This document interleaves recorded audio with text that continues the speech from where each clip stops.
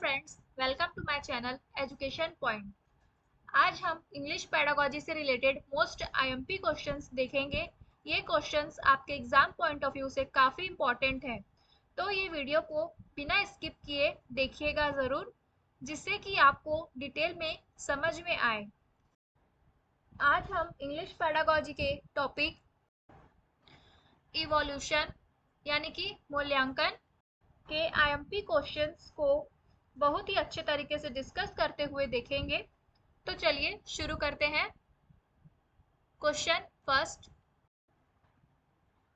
Which of the following is not an integral part of cognitive development. Not पूछा है, ध्यान देंगे। मतलब कि इन चारों में से, है ना, इन चारों में से संज्ञानात्मक विकास का हिस्सा नहीं है पूछा है। यहाँ पर नॉट लिखा है ना, तो संज्ञानात्मक विकास यानी कि कॉग्निटिव डेवलपमेंट का हिस्सा मतलब अंतर्निहित, इंटेग्रल पार्ट यानी कि अंतर्निहित हिस्सा कौन सा नहीं है पूछा है। Option A attitude, option B emotions, option C values या option D none of this. तो संज्ञानात्मक विकास का हिस्सा कौन कौन होते हैं? एटीट्यूड्स भी होता है, इमोशंस भी होते हैं, वैल्यूज भी होता है। ठीक है, इसलिए इसका सही आंसर हो जाएगा ऑप्शन डी, क्योंकि यहाँ पर नॉट पूछा है, तो none of this. Question 2, which of the following is helpful in understanding the child's behaviour in diverse situation. Okay, diverse situation में पूछा गया है, मतलब विविध परिस्थितियों में बच्चे के बिहेवियर यानी कि व्यवहार को जानने में कौन हेल्प करेगा। ठीक है, option A portfolio, option B checklist, option C test and inventories, option D anecdotal records. इसके लिए सही आंसर हो जाएगा ऑप्शन डी एनेक्डोटल रिकॉर्ड्स, क्योंकि बच्चे के मतलब विविध परिस्थितियों में बच्चे के व्यवहार को समझना एनेक्डोटल रिकॉर्ड्स के अंतर्गत आएगा। ये आईएमपी क्वेश्चन है, इंपॉर्टेंट क्वेश्चन है। ऑप्शन डी इसका सही आंसर है। Question 3, which of the following questions help the students to develop the ability of organizing and selecting relevant facts। इसका मतलब कि किस टाइप का क्वेश्चन, कौन से टाइप का क्वेश्चन हेल्प करेगा किसी भी फैक्ट्स को सेलेक्ट करने और उसे ऑर्गेनाइज करने से रिलेटेड है। ठीक है, तो उसके लिए कौन सा क्वेश्चंस हेल्प करेगा? Option A essay type questions, option B short answer type questions, option C very short answer type questions, option D multiple choice questions. तो स्टूडेंट्स की एबिलिटी को डेवलप करने, ऑर्गेनाइज करने के लिए कौन से क्वेश्चंस हेल्प करेंगे? तो इसका सही आंसर हो जाएगा option B short answer type questions, जो कि स्टूडेंट में डेवलप करेगा उसकी एबिलिटी में organizing and selecting relevant facts के लिए। ठीक है, option 4, question 4, which is not true about summative assessment. मतलब समेटिव असेसमेंट के बारे में कौन सा सही कथन नहीं है पूछा गया है। पहले हम देखते हैं समेटिव असेसमेंट यानी कि ऐसे क्या होता है। ऐसे को हम क्या कह सकते हैं कि ये एंड ऑफ द कोर्स होता है। ठीक है, और ये रटने पर बेस्ड होता है। ध्यान देंगे, ये रटने पर बेस्ड होता है। कौन सा? Summative assessment. ठीक, option A it is usually a graded test, option B it encourages learn and forget syndrome. मतलब कि सीखो, लर्न करो मतलब याद करो, सीखो एंड फॉरगेट फिर भूल जाओ, ऐसे सिंड्रोम को इनकरेज करता है? नहीं। Option C it is carried out at the end of a course of learning. मतलब ये सही है ना, ये सही है। It is carried out at the end of a course of learning, अभी मैंने बताया ये एंड ऑफ द कोर्स होता है, ये भी सही है। Option D is it does not produce stress and anxiety among us learners. Option A में कहा गया है it is usually a graded test. Yes, ये ग्रेडेड टेस्ट में होता है, समेटिव असेसमेंट है ना, इसमें ग्रेड दिया जाता है, ग्रेडेड मतलब ग्रेड दिया जाता है बच्चों को, A+B+ ऐसे टाइप। तो इसका सही आंसर क्या हो जाएगा? नॉट ट्रू पूछा है, सही नहीं है, तो ऑप्शन डी, क्योंकि समेटिव असेसमेंट में प्रोड्यूस होता है क्या? स्ट्रेस एंड एंजाइटी, ठीक है, लर्नर्स में। तो ऑप्शन डी इसका सही आंसर है। Question 5, which of the following is an essential part in formative assessment? ठीक है, फॉर्मेटिव असेसमेंट का एसेंशियल पार्ट कौन है? Option A student, option B teacher, option C parents या ऑप्शन डी स्कूल। तो हमेशा से सबसे महत्वपूर्ण किसे माना गया है? स्टूडेंट्स को माना गया है ना, बट स्टूडेंट्स को माना गया है, ना कि टीचर को, पेरेंट्स को, स्कूल को, ये सब नहीं आएंगे। तो फॉर्मेटिव असेसमेंट का एसेंशियल पार्ट कौन है? स्टूडेंट होता है। ऑप्शन ए इसका सही आंसर होगा। और जो फॉर्मेटिव असेसमेंट है इसे हम एफए बोलते हैं, और हिंदी में क्या बोलते हैं? तो रचनात्मक आकलन बोलते हैं, ठीक है, रचनात्मक आकलन बोलते हैं, ठीक। और ये during during of the course होता है, ठीक, ये सतत चलते रहता है। कौन? Formative assessment. और जो सबमेटिव असेसमेंट ऐसे होता है वो क्या होता है? एंड ऑफ द कोर्स होता है। ध्यान देंगे, ऑप्शन ए इसका सही आंसर है। Question 6, quizzes and competitions. Option A provide data for learners to use in self appraisal, option B help to test listening and speaking skills, option C help in building collaboration and teamwork, option D provide students an opportunity to search for information and construct their own ideas, ठीक है, construct their own ideas। तो quizzes and competition यानी कि प्रश्नोत्तर और प्रतियोगिता है, पूछा गया है, तो क्या होगा? ऑप्शन ए में बोला गया है कि सेल्फ अप्रेजल यानी कि खुद की प्रशंसा के लिए होता है, कि help to test listening and speaking skills, test लेने के लिए लिसनिंग स्किल्स का और स्पीकिंग स्किल्स का बच्चों की, या building collaboration and team work, या फिर provide students an opportunity to search for information and construct their own ideas.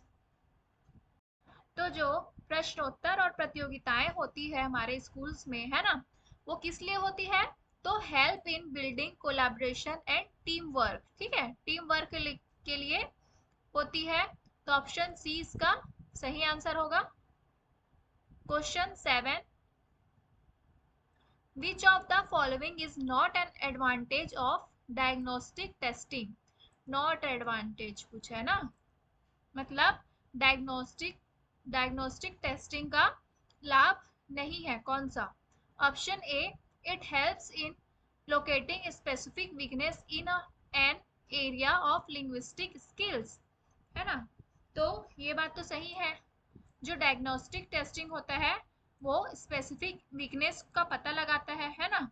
Option B it provides proper feedback to peoples, ये भी सही है, जो डायग्नोस्टिक टेस्टिंग होता है वो प्रॉपर फीडबैक प्रोवाइड करता है, तभी तो उसके समस्या के कारणों का पता चलेगा। Option C it heightens the efficiency of teaching learning process, इसमें हाइटेंस मतलब क्या हो जाएगा? छिपाना, ठीक है, हाइटेंस मतलब हो जाएगा छिपाना, मतलब हाइड करना, ये बोल सकते हो। Option D it helps in identifying the causes of slow progress among learners, तो ये आइडेंटिफाई भी करता है ना, स्लो प्रोग्रेस होते हैं लर्नर्स में, उसको। तो नॉट पूछा है, इसका लाभ कौन सा नहीं है?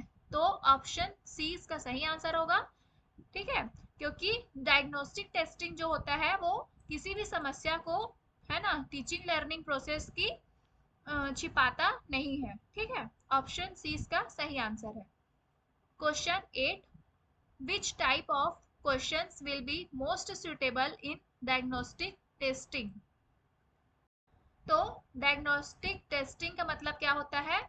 निदानात्मक शिक्षण। ठीक है, निदानात्मक शिक्षण, निदानात्मक शिक्षण होता है। इसका मतलब क्या होता है कि कारण जानना।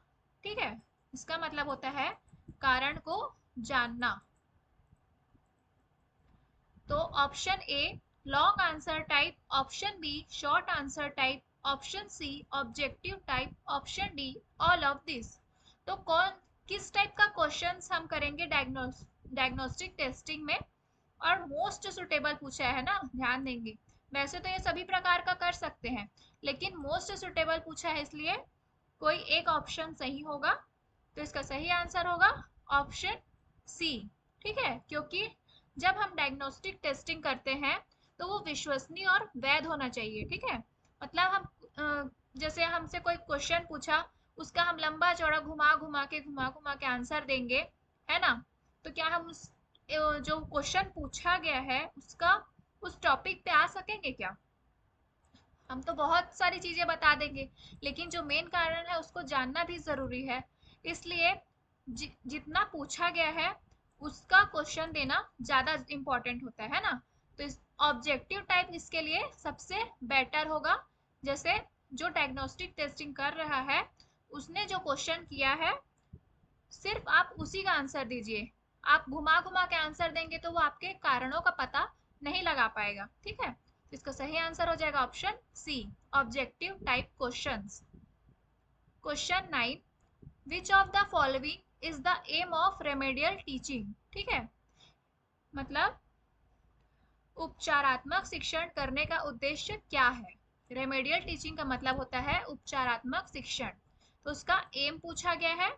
Option A to lay the foundation for learners life long learning, option B help the learners to develop positive attitudes and values, option C to develop generic skills among the learners, option D all of the above। तो option सी में जो generic skills है ना, मतलब इसका मतलब क्या हो जाएगा? सामान्य कौशल। जेनरिक स्किल को हम क्या कहेंगे? सामान्य कौशल। ठीक है, सामान्य कौशल कहेंगे। तो इसका सही आंसर हो जाएगा, इसका सही आंसर क्या होगा? Option D.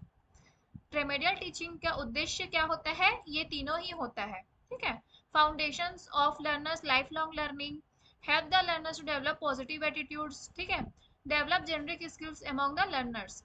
तो ये सभी क्या होगा? रेमेडियल टीचिंग का उद्देश्य है। Question 10, in assessment of learning, in assessment of learning option A learners knowledge is assessed, option b learners attitudes are assessed, option c learners skills are assessed, option d all of these। यहाँ पर question में देखेंगे कि summative assessment के बारे में पूछा गया। ठीक है, समेटिव असेसमेंट यानी कि एसए के बारे में पूछा गया है।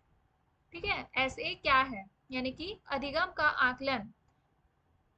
इन असेसमेंट ऑफ लर्निंग, है ना, अधिगम का आकलन के बारे में पूछा गया है, यानी कि समेटिव असेसमेंट।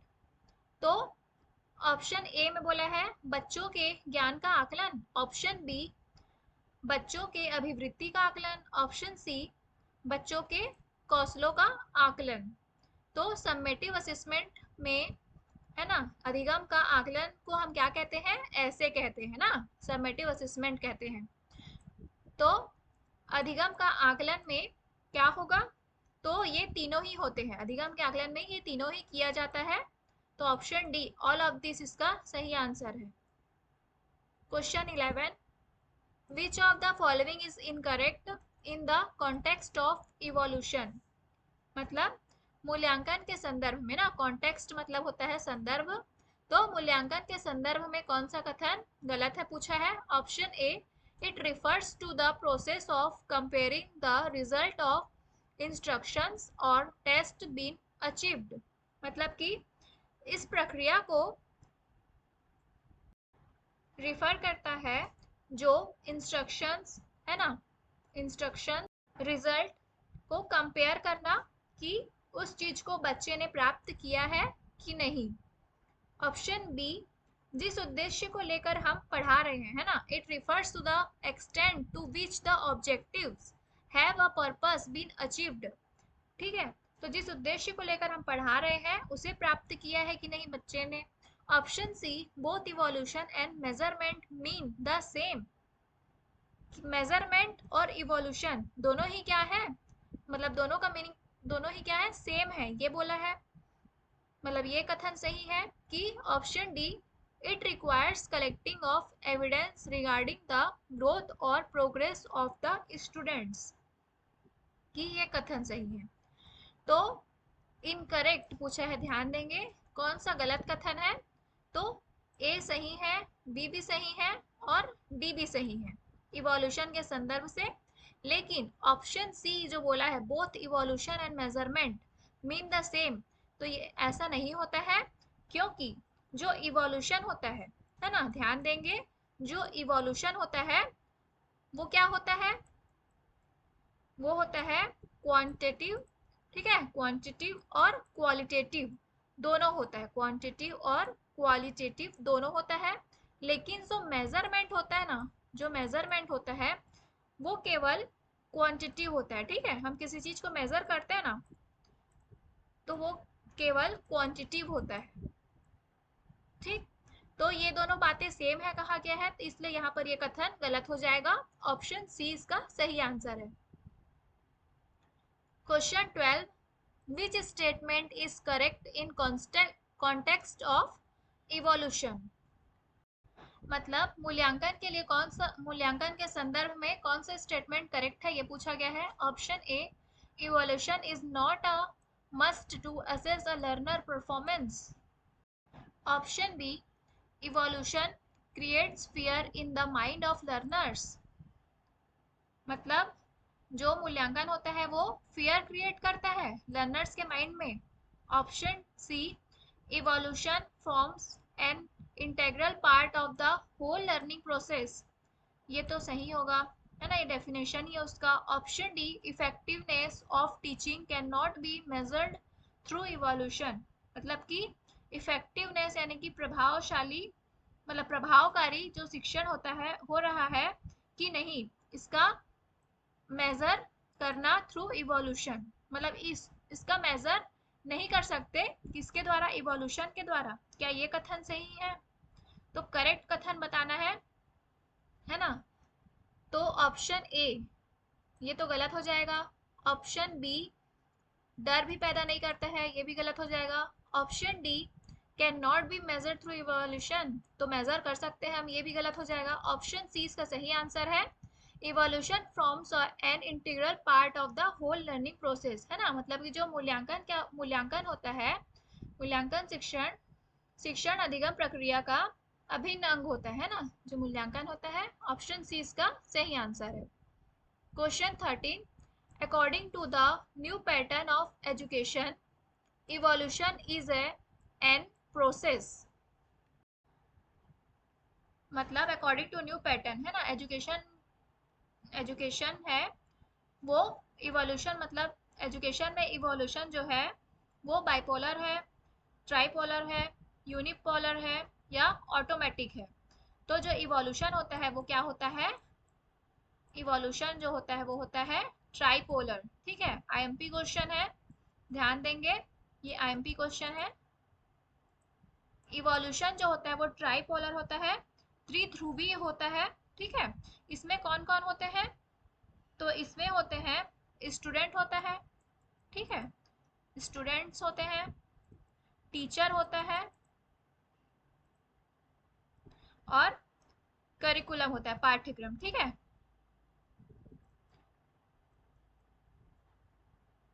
तो इसका सही आंसर हो जाएगा option B, tripolar. Question 14, comprehensive evolution in teaching is a concept that focus on. इसमें पूछा गया है कि टीचिंग में ना, टीचिंग में यानी कि शिक्षण में कॉम्प्रिहेंसिव इवोल्यूशन कौन से कॉन्सेप्ट में फोकस करता है, कौन से कॉन्सेप्ट में फोकस करेगा? Option A the cognitive capacities of the learners, option be the non cognitive abilities of the learners, option see the psychomotor abilities of the learners, option D the entire range of the learner's experiences in the context of the school environment। ठीक है, तो जो comprehensive evolution होता है वो सभी अनुभवों को सम्मिलित करता है। ठीक है, टीचिंग में सभी अनुभवों को सम्मिलित करता है जो विद्यालय के संदर्भ में है। तो इसका सही आंसर हो जाएगा option D. Question 15, the evolution process in learning is, option A quantitative, option B qualitative, option C both A and B, option D descriptive. मैंने पहले भी बताया है कि जो इवोल्यूशन प्रोसेस होता है ना, मूल्यांकन की प्रक्रिया है वो कैसी है, मूल्यांकन की प्रक्रिया कैसी होती है? तो क्वालिटेटिव है ना, क्वांटिटिव और क्वालिटेटिव दोनों होती है, और क्वालिटेटिव दोनों होती है। ठीक है, और मेजर कैसा होता है? दूसरी क्वांटिटिव होता है, ध्यान देंगे। तो इसका सही आंसर हो जाएगा ऑप्शन ए क्वांटिटिव भी होता है और क्वालिटेटिव भी होता है। तो option C both A and B इसका सही आंसर होगा। ये थे हमारे आज के टॉप 15 एमसीक्यू। अगर आपको ये वीडियो आपके एग्जाम पॉइंट ऑफ व्यू से हेल्पफुल लगी हो तो मुझे कमेंट बॉक्स में ज़रूर बताइएगा, और आपको कौन से टॉपिक पे वीडियो चाहिए ये भी ज़रूर कमेंट कीजिएगा, जिससे कि मैं आप लोगों के लिए और भी महत्वपूर्ण प्रश्नों के साथ वीडियो शेयर कर सकूं। Thank you for watching my video. Please like, share and subscribe to my channel and press the bell icon, जिससे कि आपको मेरे आने वाली अगली वीडियो की नोटिफिकेशन मिल सके। Thank you for watching my video.